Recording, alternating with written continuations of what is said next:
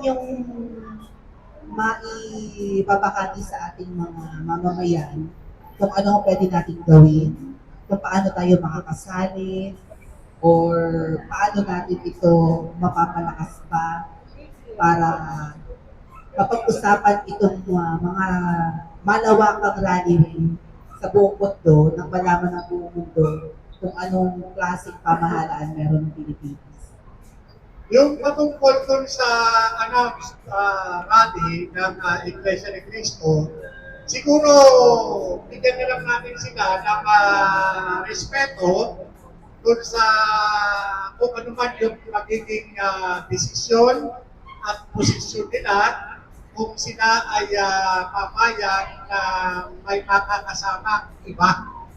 Kumbaga sa ito ay aktibidad ng Iglesia ni Cristo, kung kaya, irespeto po sana natin yung kanilang pagnanais. Kung ito man ay gusto nila na sila lang. Diba? Antay na lang po natin, siguro, mas maganda kung ano yung magiging announcement ng Iglesia ni Cristo kung papayag pa sila na sila ay mahahaluan.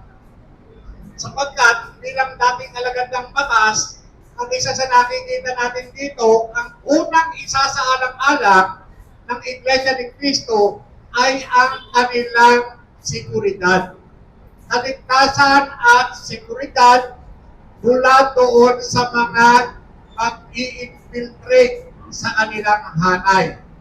Kaya yun po, no? Huwag natin pamunahan yung kagustuhan ng Iglesia ni Cristo sa kung papaano nila idadaos yung rally, kung ito ba ay papayag pa sila na may kasamang iba o sila lamang.